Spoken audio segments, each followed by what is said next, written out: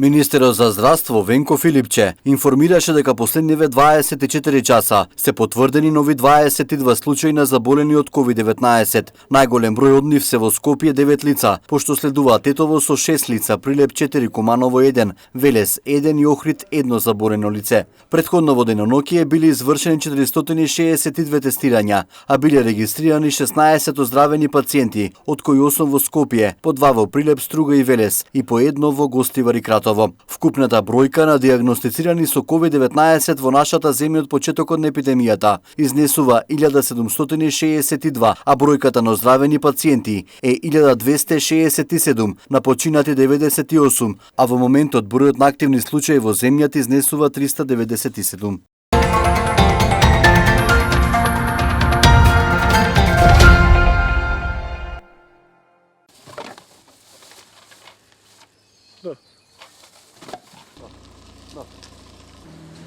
Ова е секојдневието на Менсур Бајрами од тетовската населба Теке. Со својот автомобил од оваа ридска населба мора секој утро да се стимне во долниот дел од градот и да наполни вода за своето семејство. Секој ден.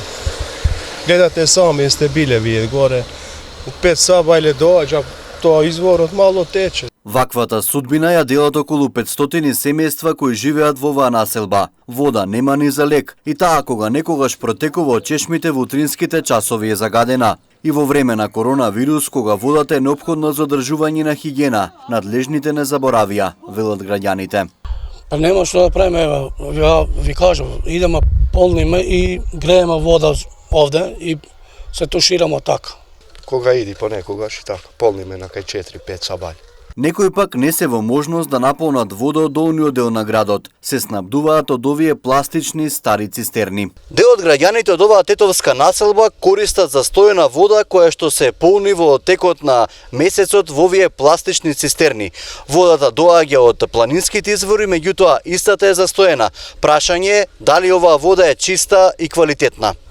Жителите од оваа населба вода немаат повеќе од една деценија. Велат дека ветување од градските власти има секоја година дека проблемот ќе се реши, но чешмите се уште суви. Еднаш па многу пати сме дали апели, ама рекао дека ќе прават нешто, ама дали ќе прават не знам.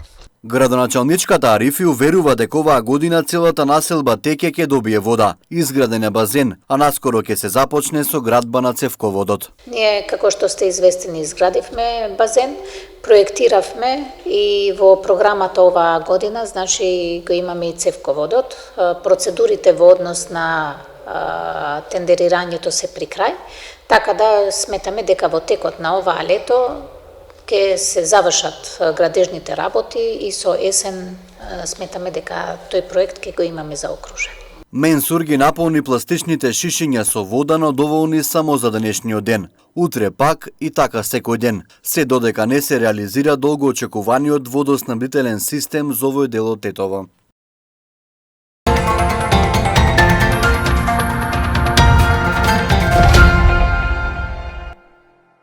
Забраната за организирање јавни собири и семејни свечености им ги помати сметките на собствениците на бизниси, на кои најголем дел од приходите им доаѓаат токму од услугите кои ги нудат за вакви цели. Цвеќарниците, кетеринг фирмите и фотостудијата во Тетово се соочуваат со финансиски потешкоти откако еден период беа и затворени. Горан Ѓоровски, собственик на продукција за снимање и фотографирање, вели дека работата им била запрена токму на почетокот на сезоната. Кога биле откажани ангажманите од март до јуни, тој морал да пронајде решение за ублажување на финансиската криза, па сега работата е пренасочил кон онлайн продажба на производи, но вели дека тоа не донело голем профит. 90% од приходите ги осваруваме преку услугите, а тие услуги се ги реализираме преку јавни собири и најчесто во рестораните. Значи ние во годината работиме од 3 до 4 месеци и со тие 3-4 работни месеци ги покриваме сите трошоци во текот на целата година. Како почнуваат да се јавуваат и да ги откажуваат ангажманите за месец март, април, па дури и јуни, тогаш сфатив дека ситуацијата станува посериозна и тогаш почувствував првиот страв и паника, што понатамо, затоа што во оваа фирма се вработени тројца, со редовна работа и има уште 10 члена кои што работат на терен како хонорар. Дојдов до идеја да ги соберам сите производи, ги сликав, направив една страна каде што ја промовирав и почнав тие производи да ги продавам онлайн. Тоа секако не донесе некој голем успех. Први на удар на рестриктивните мерки беа угостителите. Постојат најави за отварање на угостителските објекти, но собствениците велат дека ако работат со помал капацитет, ќе мора да го намалат и бројот на вработени, а помалите објекти можеби и ќе се затворат. Се збори уште у угостителската фела, значи у нашиот сектор, дека многу од тие што се ситни, што работат месец за месец, нема да издржат уопште. Со самиот збор пола капацитет работа, автоматски иде пола капацитети на персонал. Народот е прво потроши. Значи, најголемите потрошувачи ни се приватниот сектор. Тој приватен сектор сега е на стаклени нози, кажем. Како работа, што работа и што можеме да очекуваме од кога ќе отвориме. Може би овој народ, што 2 месеца ќе биде у изолација, психички проблем, ќе сака да излезе. Знак прашалник е колку ќе има средства за да он потроши во ресторан. Се очекува владата идната недела да го донесе планот за отворање на угостителските објекти, но тоа ќе зависи од епидемиолошката состојба и почитувањето на мерките.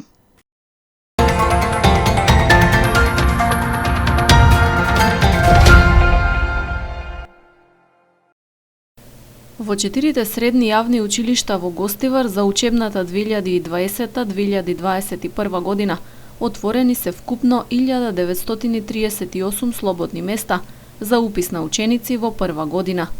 Министерството за образование и наука го објави конкурсот за упис во средно на крајот на март.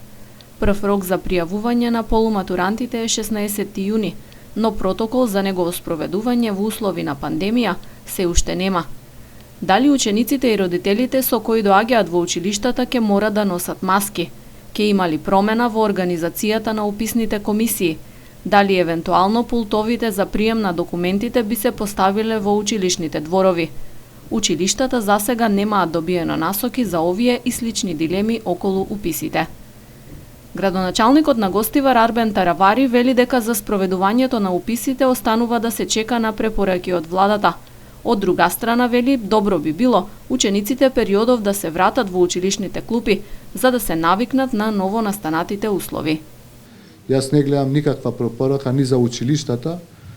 Повремено излегува министерот за образование, кажува како мисли тој, меѓутоа по нашите искуства ништо не одлучува тој. На крај чекаме од владата да ни дадат точни инструкции како ќе се врши уписот, а се надевам и би посакал учениците да се вратат оваа учебна година уште месец и пол, да ги компензираат тие недостатоци што ги изгубија овие 3 месеци, барем да се адаптираат на начинот како ќе тече образованието од септември. Во исчекување на протоколите, средните училишта во Гостивар од почетокот на месецов почнаа со онлайн кампањи за промоција на смеровите што ги нудат за полуматурантите. Најмногу места се предвидени во средното техничко училиште, вкупно 748. Од нив предвидено е да се формираат 10 паралелки на албански, 8 на македонски и 4 на турски јазик. Во ова училиште има повеќе струки: машинска, електротехничка, хемиско-технолошка, козметичка и други. Во медицинското училиште предвидени се 272 места и формирање на 4 паралелки на албански и по 2 на македонски и на турски јазик. Во Гостиварската гимназија може да се запишат 476 полуматуранти, во 9 паралелки на албански, 3 на турски и 2 на македонски јазик. Во средното економско училиште има вкупно 442 места. На албански јазик предвидени се 7 паралелки, на македонски 5 и на турски јазик 1. Учениците може да избираат меѓу неколку струки: економски, банкарски, маркетинг или правен техничар и деловен секретар.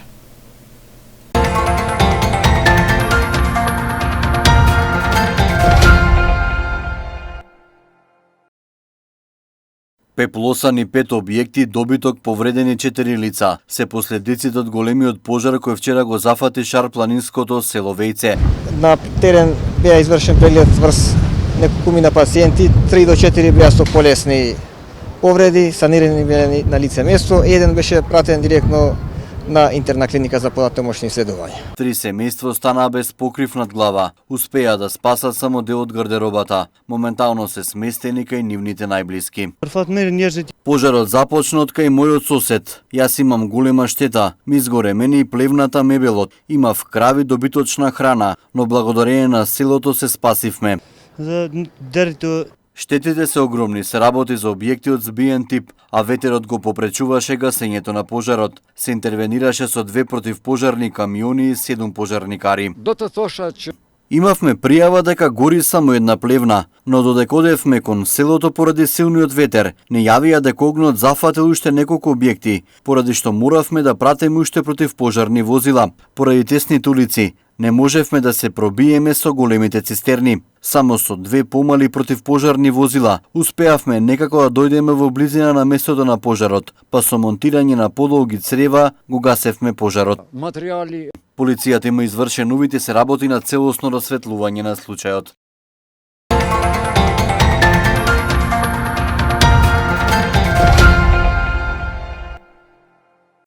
Од Општинскиот комитет на ВМРО ДПМН Тетово преку пресконференција реагира на според нив неажурноста во работењето на Центарот за вработување Тетово, институција која, како што рекоа, треба да биде мост меѓу работодавците и работниците. Во изминативе 2 месеци, за време на вонредна состојба, Агенцијата за вработување во Тетово не е на ниво на својата обврска да биде мост помеѓу понудата и побарувачката и воедно да ги следи и анализира состојбите на пазарот на труд. До нас, како советници, секојдневно стигнуваат поплаки од страна на работодавците и работниците кои ги изгубиле своите работни места. Од тука јавно прашуваме дали некој од менаџментот на Тетовската агенција за вработување се одважил да се јави, да посети или барем да ги запознае работодавците од Тетово и Тетовско со правата и обврските за време на вонредна состојба. Дали се сетиле, барем да ги прашаат со какви проблеми се соочуваат и да им понудат соодветни решенија за нивните проблеми. Исто така, сакаме да прашаме дали кризниот штаб во Тетово побарал од оваа институција или пак дали Агенцијата за вработување доставила податоци за вкупниот број на одјавени работници од приватниот сектор М2, колку лица побарале право во случај на невработеност, колку лица оствариле право на паричен надоместок, колку биле одбиени и по кој основ, колку фирми одјавиле работници и од кои сектори. Агенцијата за вработување поседува административни податоци кои се многу важни за кризниот штаб, за да може навремено и наменски да помогне на работниците и работодавците. До денес, од ниту една институција која е представена на локално ниво, не слушнавме било каков ангажман, иницијатива или предлог за било каква помош на бизнисмените во Тетово и Тетовско, а уште помалку за лицата кои поради губење на работното место, поради кризата се соочуваат со сиромаштија. Агенцијата за вработување дава податок само за оние лица кои се стекнале со статус на невработено лице, но колкав е бројот на другите кои воопшто не се пријавиле во АВРМ. Зошто не се пријавиле или доколку ги нема во статистиката на АВРМ, дали тоа значи дека не постојат? Ќе искористам оваа прилика како советник во општина Тетово да апелирам повторно до локалниот кризен штаб, до председавачот на советот и градоначалничката, итно да закажат совет на кој ќе се презентираат податоците од институциите со кои што ќе заклучиме кој сектор е најпогоден од пандемијата и вонредната состојба и со какви мерки ќе им помогнеме на граѓаните. Почитувани, работниците кои станаа без работа и не оствариле право на паричен надоместок се соочуваат со големи финансиски проблеми и со сиромаштија, додека реалниот бизнис сектор се соочува со огромни загуби.